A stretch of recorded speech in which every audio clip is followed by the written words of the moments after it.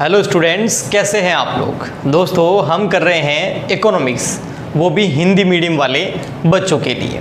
दोस्तों, इकोनॉमिक्स के अंदर लास्ट लेक्चर की अगर मैं बात करूं तो उसमें जो मैंने बताया था, आज थोड़ा बहुत उसको ही आगे बढ़ाएंगे और एक नए रूल से आपको परिचित कराएंगे। दोस्तों, वैसे हमारा मेन देखें तो हमारे कार्डिनल एनालिसिस चल रहा है। वैसे कस्टमर के बिहेवियर को समझने और उसका विश्लेषण करने की दो टेक्निक थी। कस्टमर के बिहेवियर का एनालिसिस करने की दो टेक्निक थी, एक थी कार्डिनल और एक थी ऑर्डिनल। कार्डिनल एनालिसिस, जिसको हिंदी के अंदर गणनावाचक विश्लेषण भी बोला था हमने, तो कार्डिनल एनालिसिस कर रहे थे हम। उसको हमने समझा और हमने ये समझा कि जो यूटिलिटी है, उपयोगिता जो है, उसको मापा जा सकता है और गणितीय अंकों में मापा जा सकता है। उसके बाद हमने जो है उसके अंदर ये पढ़ा कुल उपयोगिता और सीमांत उपयोगिता क्या होती है। कुल उपयोगिता को इंग्लिश के अंदर टोटल यूटिलिटी और शॉर्ट में TU बोलते हैं। सीमांत उपयोगिता को इंग्लिश के अंदर मार्जिनल यूटिलिटी और शॉर्ट में MU बोलते हैं। इन दो चीज़ों के बारे में मैंने बताया था। आज का हम जो नियम करेंगे वह आपको तभी समझ में आएगा जब आपने हमारा लास्ट लेक्चर देखा होगा, क्योंकि आज के नियम के अंदर जो है मार्जिनल यूटिलिटी बहुत काम आने वाला है। वैसे टोटल यूटिलिटी का भी रेफरेंस दिया जाएगा, लेकिन ये रूल मार्जिनल यूटिलिटी को ही आगे बढ़ाएगा। अगर मैं आपको थोड़ा सा बताऊं तो टोटल यूटिलिटी हमेशा कैसी होती है। टोटल यूटिलिटी इस तरीके से होती है जैसा अपन ने लास्ट लेक्चर के अंदर पढ़ा था। टोटल यूटिलिटी पहले बहुत तेज़ी से बढ़ती है, फिर उसके बाद धीरे धीरे बढ़ती है, फिर धीरे धीरे बढ़ती है और एक लेवल पर वो स्थिर हो जाती है और उसके बाद टोटल यूटिलिटी नीचे गिरने लग जाती है, धीरे धीरे नीचे आने लग जाती है। ठीक है, और एक स्तर के बाद वो नीचे आती भी नहीं है। तो इसको जो है ये टोटल यूटिलिटी ऐसे शो होती है। ग्राफ के अंदर टोटल यूटिलिटी की बात करें, जिसको मैंने जैसे शॉर्ट में बोला TU बोलते हैं, कुल उपयोगिता। तो कोई भी व्यक्ति अगर किसी एक प्रोडक्ट को खरीदता है या उसे कंज्यूम करता है, यानी कि उसका उपभोग करता है, तो उसकी जो उपयोगिता है, जो वह वस्तु से जो उसे संतुष्टि प्राप्त होती है, जो सेटिस्फेक्शन मिलता है, जो उस प्रोडक्ट से उस उपभोक्ता को, कंज्यूमर को, वो पहले बहुत ज़्यादा मिलता है जब वो फर्स्ट यूनिट परचेज करता है। फॉर एग्जांपल मैं आपको बताऊं, अगर जैसे किसी के घर पे कार नहीं हो और वो फिर एकदम से उसका बिजनेस बढ़े और न्यू कार, पहली कार जब परचेज करता है, तो सोचो उसको उसका सेटिस्फेक्शन लेवल क्या होगा, उसको उससे कितनी ज़्यादा उपयोगिता मिलेगी। बहुत ज़्यादा, पहली से तो बहुत ज़्यादा ही मिलेगी, क्योंकि उसका सपना होगा कार को खरीदने का। तो फर्स्ट से तो बहुत ज़्यादा, लेकिन जब वो सेकंड कार परचेज करेगा तो सर आप बोलोगे यहाँ कारों का लेवल अलग अलग होगा, कारों की प्राइस अलग होगी, कारों का हर चीज़ अलग होगा, इंटीरियर, एक्सटीरियर, हार्डवेयर वगैरह सब अलग होगा। तो उसके लिए मैं आपको बोलना चाहूँगा, आगे कुछ एजम्पशन आएगी इस रूल से रिलेटेड, केवल उन्हीं एजम्पशन के केस पर ही इस रूल को अप्लाई किया जाता है। तो अभी आप ऐसे एग्जाम्पल ले लीजिए कि एक जैसे ही कारें परचेज कर रहा है कोई आदमी, एक ही लेवल की। तो फर्स्ट कार जब उसने परचेज करी होगी तो उसका सेटिस्फेक्शन लेवल बहुत ज़्यादा होगा। सेकंड में फिर उसका सेटिस्फेक्शन लेवल, यानी कि जो उसको उपयोगिता मिली होगी वो लिमिटेड, थर्ड में थोड़ी बड़ी होगी, फोर्थ में, और उसके बाद भले ही आगे वो 5, 6, 10, 15 कारें खरीदे तो अब उसको कोई उतना सेटिस्फेक्शन नहीं होगा। ठीक है, गाड़ी खरीदी है, खुशी होगी, लेकिन उतना आनंद नहीं आएगा जितना पहली गाड़ी खरीदने में आएगा। और धीरे धीरे जब उसके पास गाड़ियाँ बढ़ने लग जाएगी तो उसके लिए वो कोई ज़्यादा मायने नहीं रखेगी, उसको वो बहुत ज़्यादा सेटिस्फाइड नहीं करेगी, उसके लिए वो बहुत ज़्यादा कोई उपयोगी नहीं होगी। इसी केस में अगर किसी खाने की चीज़ को ले ले, जैसे फॉर एग्जांपल आप एक रसगुल्ला खाएंगे, फर्स्ट जब आप उठाएंगे तो आपको बहुत ज़्यादा सेटिस्फेक्शन होगा, सेकेंड वाले में थोड़ा और आपको उपयोगिता मिलेगी, थर्ड में मिलेगी, फोर्थ में मिलेगी, लेकिन एक लेवल आने के बाद अब आपका उस रसगुल्ले को खाने का मन नहीं करेगा और धीरे धीरे अगर आप ज़्यादा खाएंगे तो आपको उल्टी होने लग जाएगी। तो वही कह रहा हूँ, टोटल यूटिलिटी जो है आपकी बढ़ती जाती है, एक लेवल पर स्थिर होती है और उसके बाद नीचे गिरने लग जाती है, और गिरती भी एक लेवल तक है। ऐसे नहीं कि वो माइनस में चली जाएगी, माइनस में नहीं जाएगी, एक लेवल तक वो गिरेगी। ये था टोटल यूटिलिटी। अब मैं बताने वाला हूँ आपको मार्जिनल यूटिलिटी के बारे में। सर ये लास्ट लेक्चर में बताया था, अभी क्यों बता रहे हो? बहुत ज़रूरी है, तभी आज का लेक्चर आगे समझ में आएगा, आज का रूल आगे समझ में आएगा। मार्जिनल यूटिलिटी बेटा ऐसा होती है, मार्जिनल यूटिलिटी ऐसी होती है, ये देखो ऐसे है ना। मार्जिनल यूटिलिटी जो आपकी होती है वो गिरती ही जाती है ना, ऐसे होती है, वो हमेशा गिरती है, ऐसे नीचे गिरती रहेगी, ऐसे नीचे गिरती रहेगी, ऐसे करके गिरती रहेगी, फिर नीचे गिरेगी, और एक टाइम तो ऐसा आएगा कि वो माइनस में भी चली जाएगी। ये पॉइंट जो होता है ये ज़ीरो का होता है, इसके नीचे गया मतलब वो क्या हो गया, नेगेटिव। नेगेटिव का मतलब ऋणात्मक, मतलब माइनस में जा सकती है आपकी ऋणात्मक, जैसा कि लास्ट एग्जाम्पल में मैंने आपको बताया था। लास्ट वीडियो के अंदर एक बहुत अच्छा एग्जाम्पल देके मैंने समझाया था। एक बार मेरे कहने से उस लेक्चर को वापस देख लीजिएगा, 20-25 मिनट का तो वीडियो है, ऐसे भी देख लोगे तो बहुत अच्छे से समझ में आएगा। इससे ये MU है, यानी जब आपने फर्स्ट कोई भी रसगुल्ला खाया होगा तो मान लेते हैं आपको उपयोगिता जो है उसकी मिली होगी 10, सेकंड में आपको 8 मिली, फिर आपको 6 मिली, फिर 4, फिर आपको 3, 2, फिर माइनस में चली जाएगी -2, है ना। तो कहने का मतलब ये है यहाँ पर कि मार्जिनल यूटिलिटी हमेशा गिरती है नीचे, बढ़ती नहीं है ना। और मार्जिनल यूटिलिटी का जो टोटल होता है ना वही टोटल यूटिलिटी होती है। तो मार्जिनल यूटिलिटी क्या होती है कि एक खाओगे आपको ज़्यादा आनंद आएगा, सेकंड में कम आएगा, थर्ड में अब यूटिलिटी कम मिलने लग जाएगी, उपयोगिता आपको कम मिलेगी, आप सेटिस्फाइड कम होंगे, और धीरे धीरे आप ज़्यादा खाओगे तो आपको बिल्कुल सेटिस्फेक्शन नहीं मिलेगा, हो सकता है आपको ज़्यादा रसगुल्ले खाने से उल्टी भी हो जाए, या फिर वो चीज़ आपके लिए कोई ज़्यादा मायने नहीं रखेगी। तो यही होता है सीमांत उपयोगिता और कुल उपयोगिता के बारे में मैंने, जैसा कि आपको लास्ट लेक्चर के अंदर बताया। आज का जो रूल है उन दोनों, उस रूल्स के अंदर ये दोनों काम आने वाले हैं, और ये रूल एग्जाम के अंदर भी आता है, इसलिए मैं आपको कह रहा हूँ एक बार अगर आपने लास्ट लेक्चर देखा नहीं है तो 100% देखे, अभी देखे, इस वीडियो के नीचे उसका लिंक मिल जाएगा आपको, और डिस्क्रिप्शन बॉक्स के अंदर मिल जाएगा आपको लिंक, या फिर आपको कार्ट में भी मैं आपको डाल दूंगा, या कार्ट शो होता है ना उसके अंदर भी लिंक आपको मिल जाएगा। इसके अलावा अगर बात करें, अगर आपने देखा है लास्ट लेक्चर लेकिन आपको लगता है कि नहीं मुझे कन्फ्यूजन हो रहा है, तो एक बार वापस उस लेक्चर को देखें, उसके बाद जो ये वाला रूल बता रहा हूँ वो देखें, तो आपको बहुत अच्छे से समझ में आएगा। आज का जो हमारा रूल है वो है सीमांत उपयोगिता हास नियम। सीमांत उपयोगिता हास नियम। सीमांत उपयोगिता मतलब वही MU है ना, तो इसको बोलते हैं लॉ ऑफ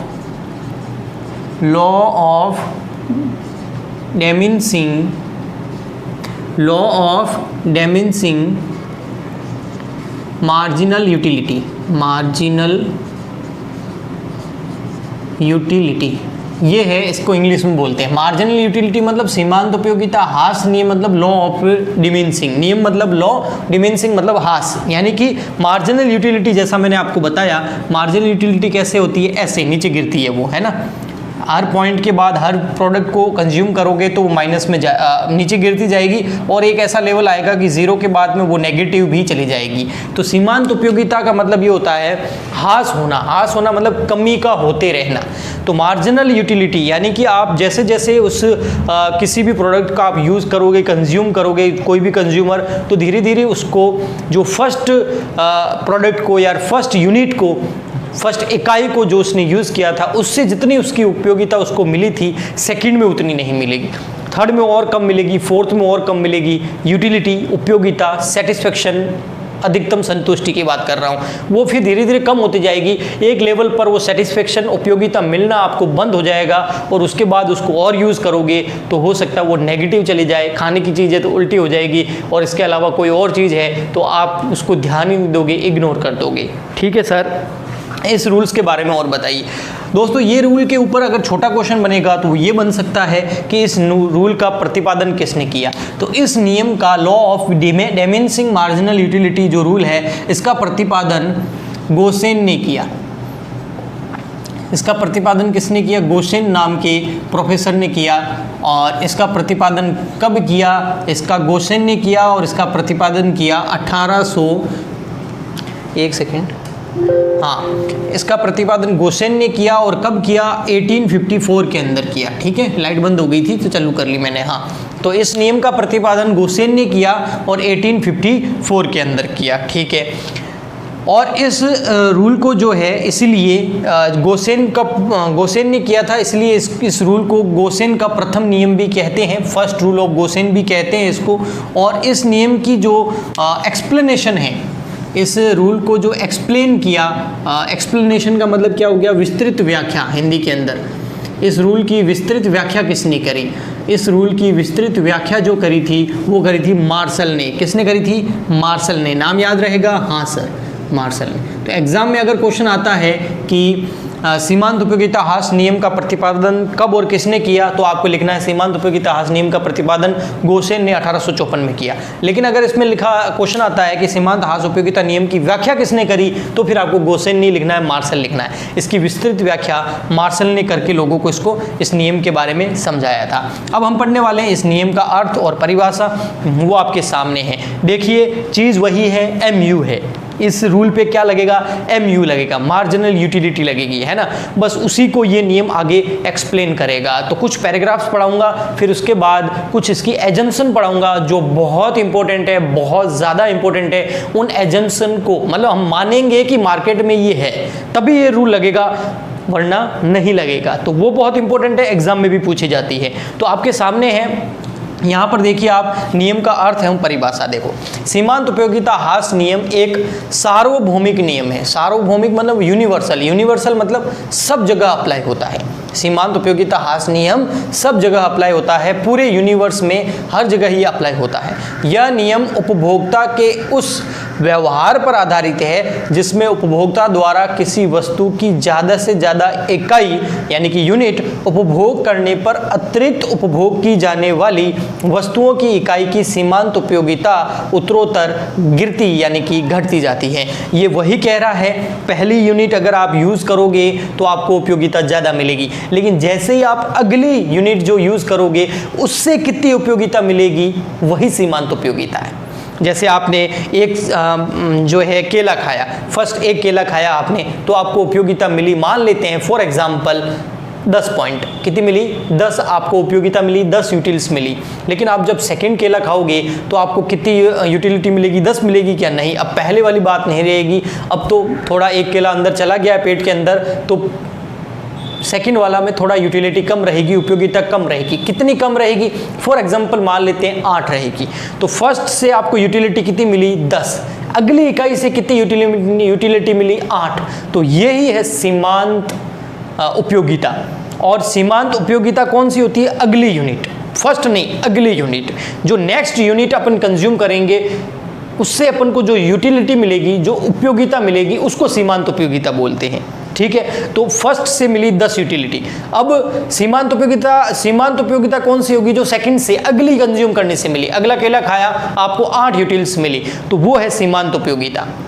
और सीमांत उपयोगिता ह्रास नियम क्यों बना? क्योंकि देखो पहले से 10 थी, फिर 8 हो गई, मतलब उसका निरंतर ह्रास हो रहा है। फिर 8 के बाद जो नेक्स्ट केला अपन खाएंगे और उससे जो यूटिल्स मिलेगी थर्ड नंबर केले से, वो सीमांत उपयोगिता होगी। तो मतलब हर अगली इकाई जो है उससे जितनी भी यूटिल्स मिलती है उसको सीमांत बोलते हैं। और जब इन सबको जोड़ देते हैं तो कुल यूटिलिटी यानी कि टोटल यूटिलिटी या कुल उपयोगिता सामने आती है। ओके सर, आई होप मुझे आपको समझ में आया होगा जो इसने बोला। और इसने ये भी बोला कि वो हमेशा क्या रहती है? घटती जाती है। हर अगली इकाई जब हम यूज़ करेंगे उससे जितने भी हमें उपयोगिता मिलेगी उसको सीमांत उपयोगिता बोलते हैं। और वह हर बार घटती है, एक लेवल पर जाके वह नेगेटिव हो जाती है और एक लेवल पे 0 होती है पहले, फिर नेगेटिव भी हो जाती है, ऋणात्मक भी हो सकती है। ओके सर, हमें समझ में आ गया ये पैराग्राफ। तो देखिए आपके सामने है नेक्स्ट पैराग्राफ जो मैं लेके आ रहा हूँ यहाँ पर। हाँ, ये रहा।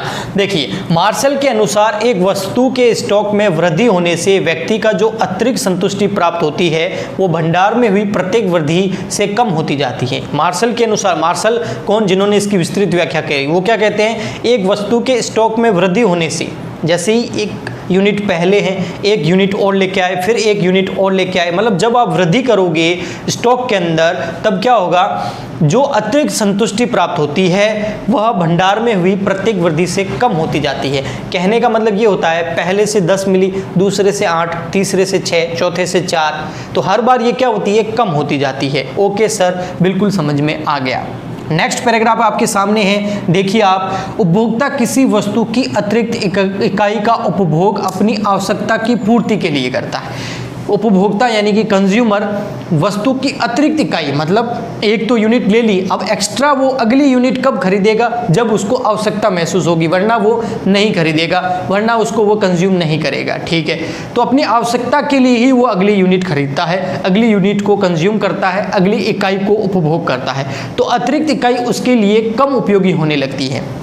फॉर एग्जाम्पल अपन एक पानी का एग्जाम्पल ले, आपको बहुत ज़्यादा तेज़ प्यास लगी है, ठीक है, अब आपको एक फर्स्ट गिलास पानी भर के मैं दूं तो आपको उससे बहुत ज़्यादा संतुष्टि मिलेगी, आपके लिए वो बहुत ज़्यादा उपयोगी है। लेकिन मैं जैसे ही आपको एक वो गिलास आप पी लोगे पानी, तो उससे आपको बहुत ज़्यादा उपयोगिता मिलेगी।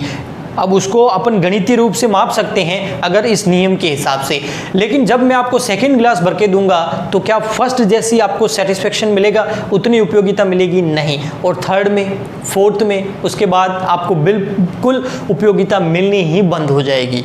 अब गिलास वही है, पानी वही है, लेकिन फर्स्ट यूनिट में उपयोगिता ज़्यादा मिलती है, सेकंड में कम, थर्ड में कम, फोर्थ में कम, फिर जीरो और फिर नेगेटिव। तो सीमांत उपयोगिता हास नियम यही बोलता है कि अगली यूनिट से जो उपयोगिता मिलती है, अगली यूनिट से जो उपयोगिता मिलती है, अतिरिक्त यूनिट से जो उपयोगिता मिलती है, वो सीमांत उपयोगिता होती है, और वह हमेशा धीरे धीरे क्या होती है, घटती जाती है, कम होती जाती है। ओके सर, हमें समझ में आ गया। जो मैं आपको बता रहा हूँ ये एजम्पशन मतलब क्या हो गया, मान्यताएं मतलब क्या हो गया कि हम मान के चल रहे हैं कि मार्केट में ये नियम तभी अप्लाई होगा जब ये चल रहा होगा। अब ये क्या, फर्स्ट, उपभोक्ता का व्यवहार विवेकशील माना जाता है। उपभोक्ता आर्थिक व्यक्ति होता है, मतलब उसके पास पैसे हैं। अगर उसके पास रुपए ही नहीं होंगे तो वो अगली एक्स्ट्रा वस्तु खरीदेगा क्या? उसके पास पैसे ही एक चीज़ को खरीदने के हैं तो अगली वस्तु खरीदने के बारे में वो सोचेगा ही नहीं। इसका मतलब उपभोक्ता आर्थिक है, मतलब वो खर्च करने का इच्छुक है। सेकंड, उपयोगिता मापनीय है, और ये नियम दूसरा क्या बोलता है, एजम्पशन ये लिखता है कि उपयोगिता को हम माप सकते हैं, जैसा कि मैंने आपको फर्स्ट लेक्चर के अंदर बताया था या सेकंड में बताया था कि उपयोगिता को यूटिल्स में माप सकते हैं, यूटिलिटी को यूटिल्स में माप सकते हैं। ओके, ठीक है, और इसके लिए मुद्रा का उपयोग किया जाता है, इसके लिए मुद्रा का उपयोग किया जाता है, मतलब फ्री में चीज़ें नहीं मिल रही है, वरना कभी उपयोगिता उसकी पता नहीं चलेगी, आपको पेमेंट करना पड़ेगा। थर्ड है, मुद्रा की सीमांत उपयोगिता को स्थिर माना जाता है, यानी कि मुद्रा की सीमांत उपयोगिता हमेशा स्थिर रहती है, यानी कि मुद्रा बढ़ती और घटती नहीं है, मुद्रा का अवमूल्यन अधिमूल्यन नहीं होता है, मुद्रा एक जैसी चल रही होती है। मनी है ना, जैसे अपन डॉलर और रुपीज़ की बात करें तो डॉलर रुपीज़ जो है कभी बढ़ता है कभी चढ़ता है, वो नहीं होगा, मान लेते हैं कि वो हमेशा स्थिर है। ठीक है, फिर है फोर्थ, उपभोग की गई वस्तु की इकाइयाँ उचित आकार एवं गुणों की दृष्टि से समरूप होनी चाहिए, मतलब जो अपन फर्स्ट वस्तु का उपभोग कर रहे हैं, अगली भी वस्तु जो नेक्स्ट अतिरिक्त यूनिट का जब उपयोग करेंगे, अगली वस्तु को जब कंज्यूम करेंगे तो उसका आकार और उसके गुण वैसे ही होने चाहिए जैसे फर्स्ट के थे। ठीक है, ये भी एक एजम्पशन है। अगली एजम्पशन है, उपभोग की प्रक्रिया सतत होनी चाहिए, मतलब कंजम्पशन, चाहे वो आप वस्तु खरीद रहे हो या फिर आप वस्तु को कंज्यूम कर रहे हो, वो कंटिन्यू होना चाहिए। अब फॉर एग्जांपल कैसे सर, फॉर एग्जांपल आज भी आपको बहुत ज़्यादा प्यास लगी है और मैंने एक गिलास पानी का भर के आपको दे दिया, आपको बहुत ज़्यादा उपयोगिता मिली।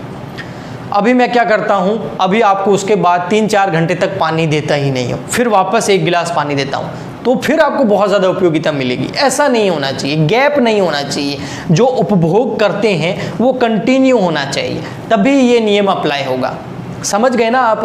अगर गैप देके करेंगे तो उपयोगिता वापस बढ़ जाएगी उस चीज़ के लिए, उसकी संतुष्टि बहुत ज़्यादा मिलेगी उसको वापस। गिलास मतलब एक अभी दिया, वो जैसे ही ख़त्म किया नेक्स्ट, फिर नेक्स्ट, फिर नेक्स्ट, हाथों हाथ। अगर गैप देके करेंगे तो फिर ये नियम अप्लाई नहीं होगा। तो इस नियम की यह मान्यता है, एजम्पशन है कि उपभोग की प्रक्रिया, कंजम्पशन की जो प्रोसेस है वो कॉन्टिन्यूसली यानी कि निरंतर सतत चलनी चाहिए। नेक्स्ट 6 पॉइंट है, उपभोक्ता की आय, मतलब उपभोक्ता की इनकम, उसकी आदतें, उसकी रुचि तथा फैशन में कोई परिवर्तन नहीं हुआ हो।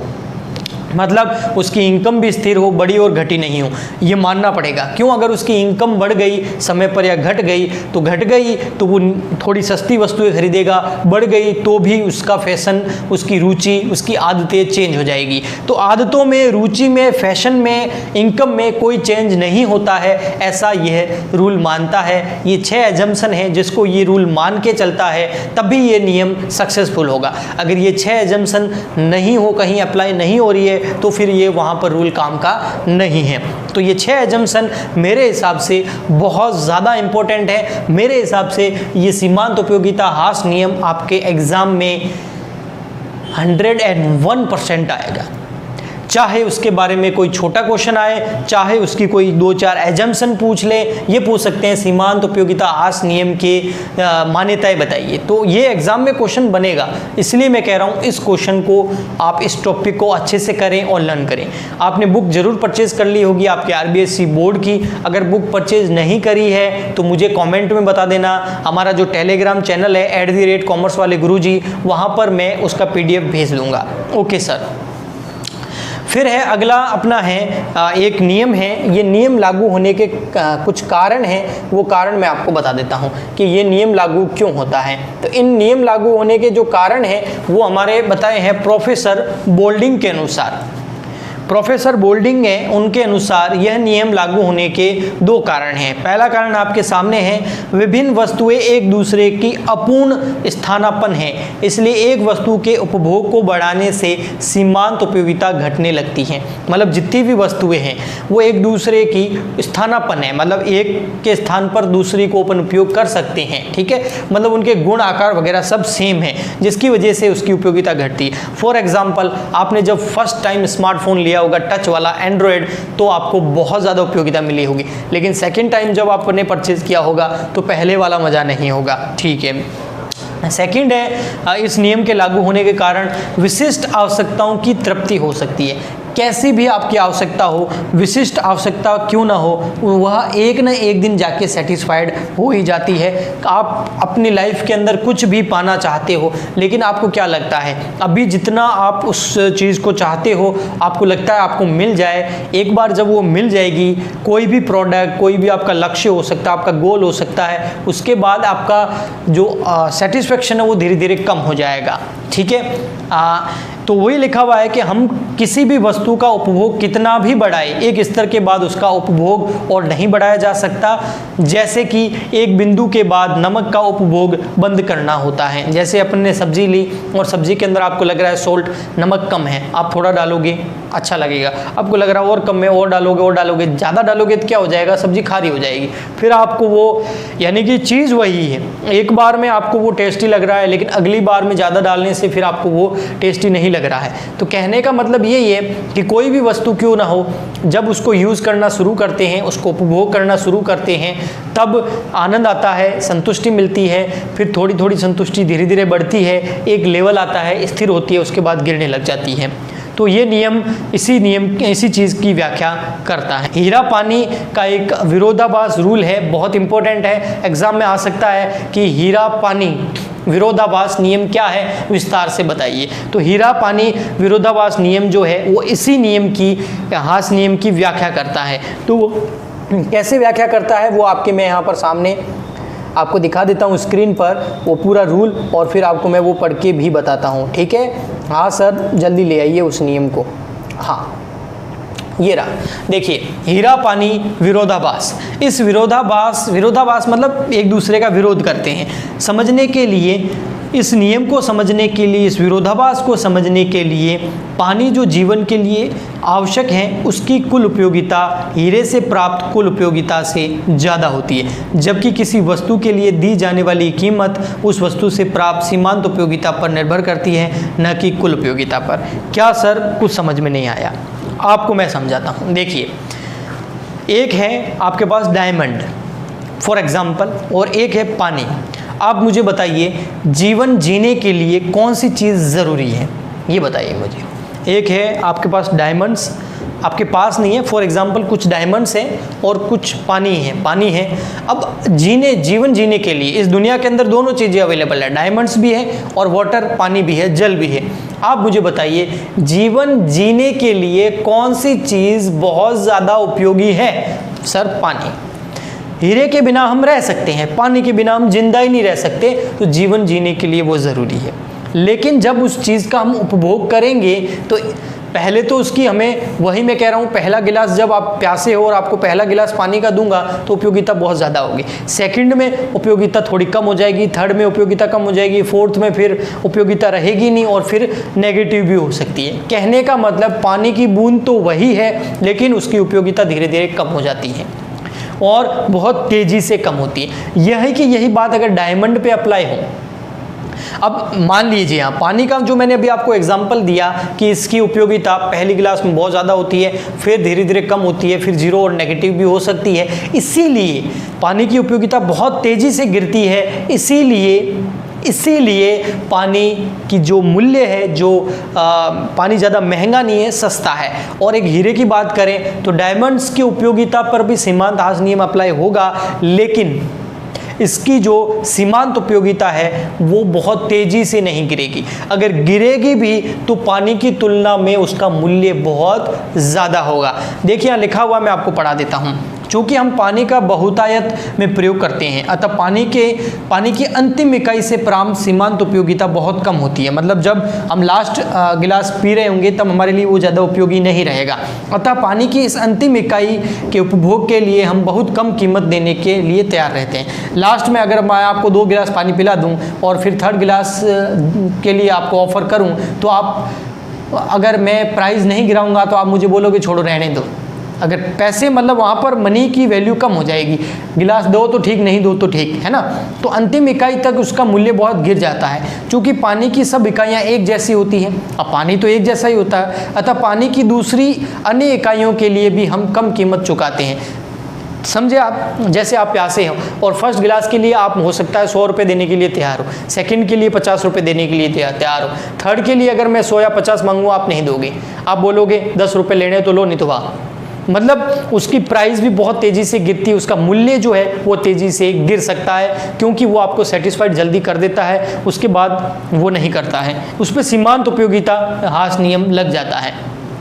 अब अगर हीरे की बात करें तो उसमें भी लिखा हुआ है, जबकि हीरा अल्प मात्रा में पाया जाता है, बहुतायत में नहीं है, जिससे पानी बहुत ज़्यादा अवेलेबल है हमारे पास, लेकिन हीरा इतना अवेलेबल नहीं है, जिसकी वजह से क्या होता है, अतः हीरे की अंतिम इकाई से प्राप्त सीमांत उपयोगिता बहुत अधिक होती है, जिसकी वजह से पता है ये डायमंड जो है अभी मिल रहे हैं तो मिल रहे हैं, बाद में नहीं मिलेंगे। पानी का तो क्या, अभी 2 गिलास पी ली, अभी तो बढ़िया है, बाद में कहीं आराम से मिल जाएगा, हर जगह मिल जाएगा, लेकिन हीरा डायमंड नहीं मिलेगा, हमें पता होता है। इसलिए हम उसकी भले ही पहली इकाई ले ली, दूसरी ले ली, लेकिन थर्ड इकाई के लिए भी, थर्ड यूनिट के लिए भी बहुत ज़्यादा पैसा देने के लिए तैयार रहते हैं। तो ये था हीरा पानी विरोधाभास नियम, जो कि बहुत ज़्यादा इम्पोर्टेंट है। तो दोस्तों आज के लेक्चर के अंदर इतना ही। अगर आपको ये वीडियो और जो मैंने समझाया, आपने मेरे शब्दों पे ध्यान दिया होगा तो आपको अच्छे से समझ में आया होगा, और अगर समझ में आया है तो सबसे पहले वीडियो को लाइक करें, फिर अपने दोस्तों के साथ शेयर करें, चैनल को सब्सक्राइब करें। मिलते हैं नेक्स्ट वीडियो में, तब तक के लिए गुड बाय,